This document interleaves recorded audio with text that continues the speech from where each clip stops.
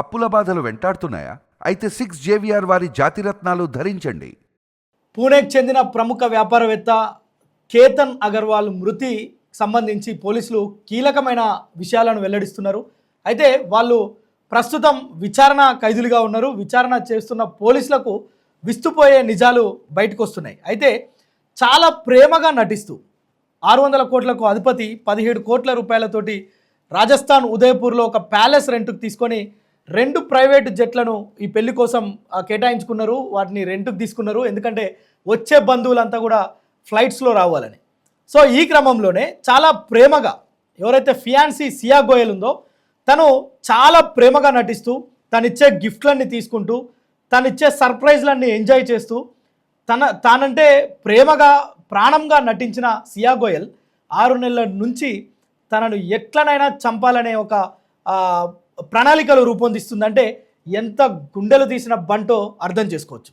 అయితే పోలీసుల విచారణలో ఎవరైతే ప్రియుడు చేతన్ ఉన్నాడో తను కొన్ని సంచలనమైన విషయాలు చెప్పిండు సియా గోయల్ నుంచి. వాస్తవంగా చేతన్ సియా గోయల్కి నిశ్చితార్థం జరిగిన తర్వాత మన ఇద్దరం లేచిపోదాం, ఇక్కడి నుంచి ఎక్కడికైనా దూరంగా వెళ్ళి మనం హ్యాపీగా లైఫ్ని లీడ్ చేద్దామని చేతన్ 1-2 సార్లు సియా గోయల్కి చెప్తే లేదు మనకు అక్కడి నుంచి ఏదైతే కేతన్ నుంచి నేను కొంత డబ్బు అదేవిధంగా ఆభరణాలు వాటిని తీసుకొస్తా, వీటితో పాటు తనను చంపేస్తే ఎలాంటి బాధ ఉండదు, మనం బయటికి ఎక్కడికో పోయినా మళ్ళీ కుటుంబ సభ్యులు తీసుకొస్తారనో లేదంటే ఎలా అయినా దొరికిపోతామనో ఇంత పెద్ద ఫ్యామిలీస్కి సంబంధించిన ఇష్యూ బయటకు వస్తుందనో తెలీదు.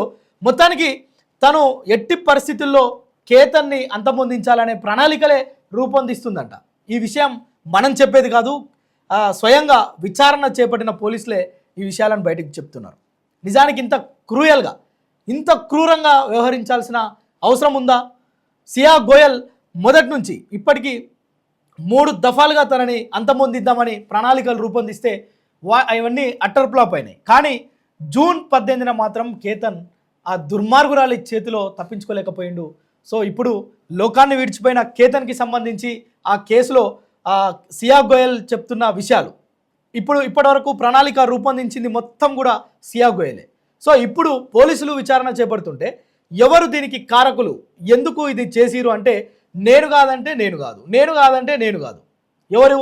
చేతన్ అదేవిధంగా సియా గోయల్. ఎవరైతే సియా గోయల్కి సంబంధించిన ప్రియుడు ఉన్నాడో ఇద్దరిని విచారణ చేస్తుంటే చేతన్ చంపమంటేనే నేను చంపినా అని తను, లేదు నా ప్రమేయం ఏం లేదు, నేను ఇక్కడి నుంచి దూరంగా వెళ్ళి ఇద్దరం జీవనం సాగిద్దామని చెప్తే నా మాట వినలేదు సియా గోయల్ అని చెప్పి చేతన్ చెప్తున్నాడు.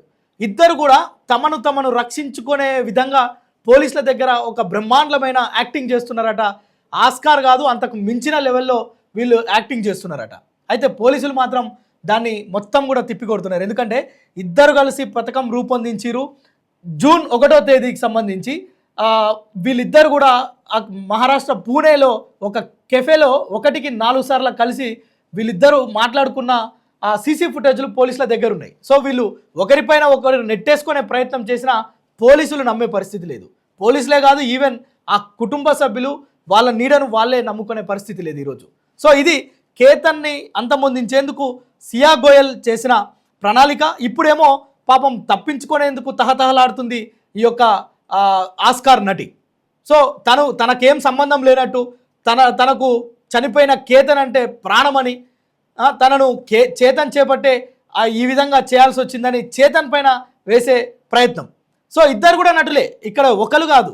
600 కోట్లకు అధిపతి అయిన కేతన్ను పెళ్లి చేసుకుందాం అనుకున్న సియా గోయల్ని ప్రేమించిన చేతన్, ఇద్దరు కూడా చంపిన దాంట్లో ఇద్దరి పాత్ర ఉంది. సో దాన్ని పోలీసులు ఇంకా లోతుగా దర్యాప్తు చేస్తున్నారు. అయితే ఒకవేళ వీళ్ళు ఎంత నటించినా పోలీసులు నమ్మే పరిస్థితి లేదు. ఆల్రెడీ జరగాల్సిన నష్టం జరిగింది.